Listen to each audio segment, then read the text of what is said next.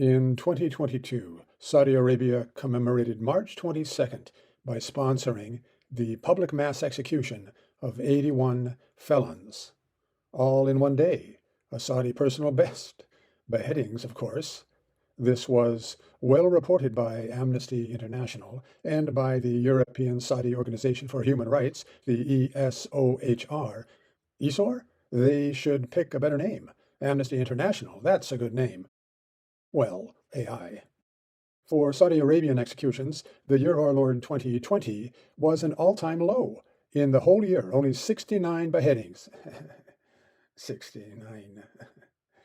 But actually, these statistics are variously reported. These bleeding hearts are not always about the math. Double, half, a third, two times. Who could be bothered? Likewise, their noteworthy usage of sarcasm quotation marks, terrorism, another man's freedom fighterism. But 2020's low beheading score is said to be due to a moratorium on drug-related executions, coincident somehow with the world's 2020 flirtation with COVID. Maybe the Arabians thought Allah was handling his own metabolism-related executions. 2020, the year for perfect hindsight. It is not our place, of course, to have an opinion about the mores and totems of other cultures, such as the female head-covering ethnicities/races.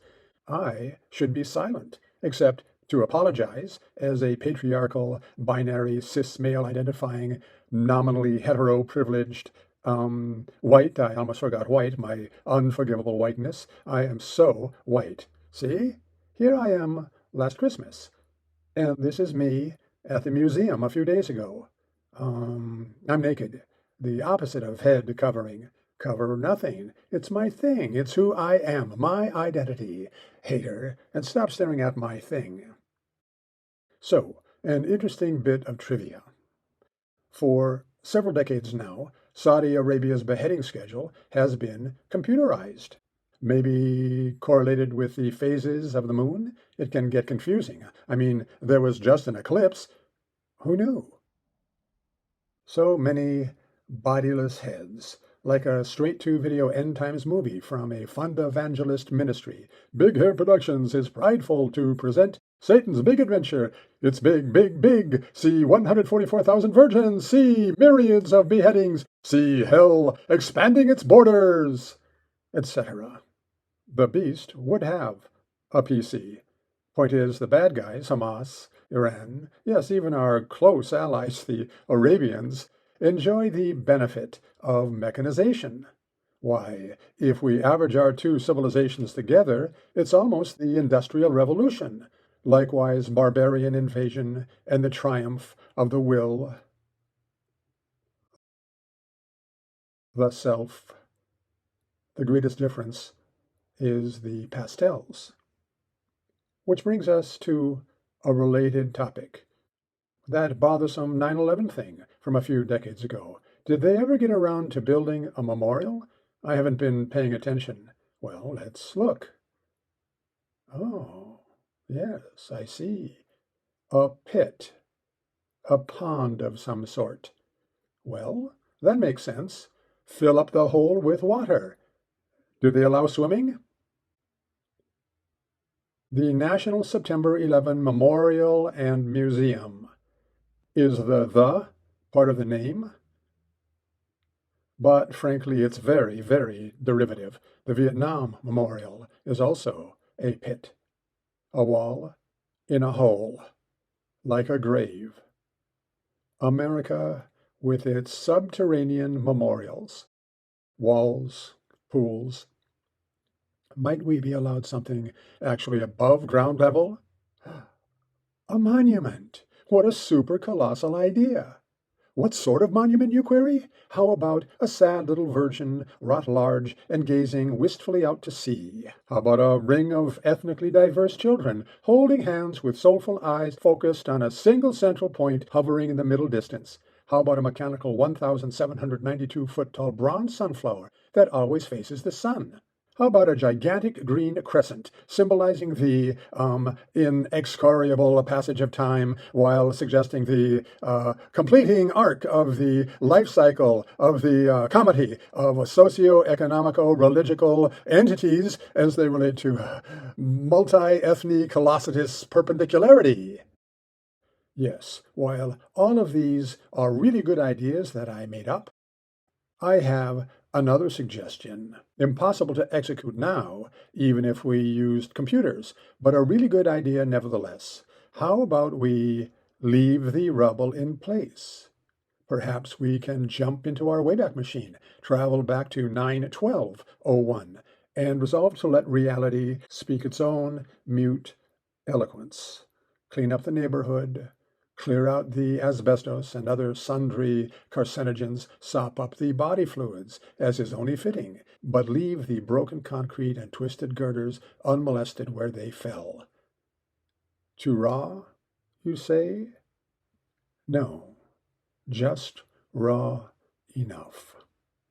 But that ship has sailed, that garbage scow laden with 1,200,000 tons of dust and debris from the pile that was the former World Trade Center. Sailed in the form of countless dump trucks, you may remember, bound for Staten Island, now that much larger an island, 1.2 million tons larger.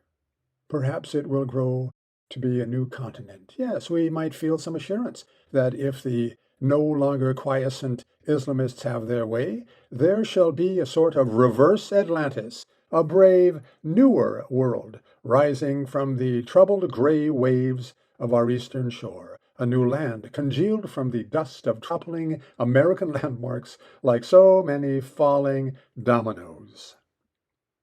And this wonder the neo-Islamists will have performed, using our technology and their native genius for mayhem? Neo-Islamist. Now that's an oxymoron. What shall we call this new continent currently waiting to coalesce from American blood and grit? We'll call it Allaland. No, to West Coast. We'll call it 72 Virginistan. No, that's gauche.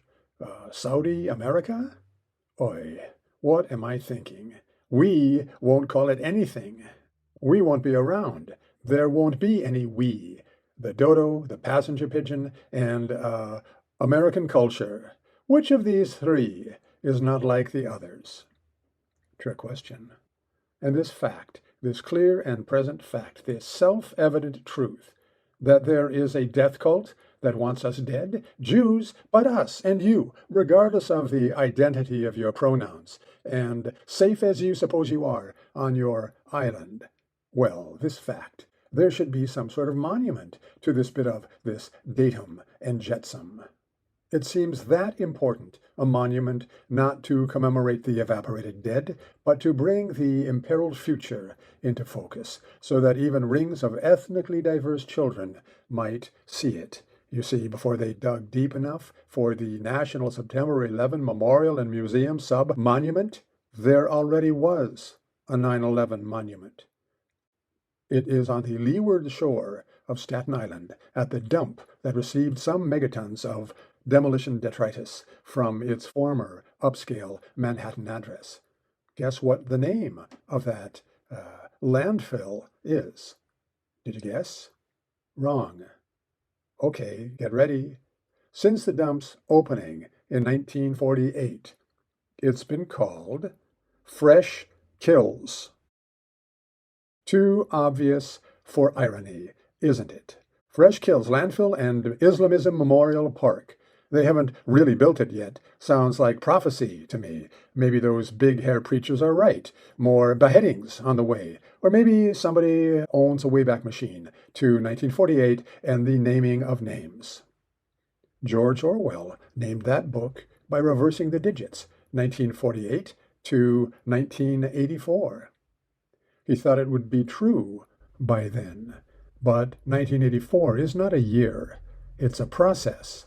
And one of its New Year's days was September 11, 2001, because it's not about the notable event, or our notable response. It's about our failure to learn. Biden's open borders and the war that he is pro and the race and sex gender that he is against. His particular 9/11 is lasting 4 years, if he lives that long. And to further mix my metaphor, I don't know that Trump can be a Lincoln to Biden's Buchanan. The monuments of that former Civil War are being torn down, as are the monuments of the framers of the Constitution, replaced, we have seen, by pits and holes and dumps. I could go on and on.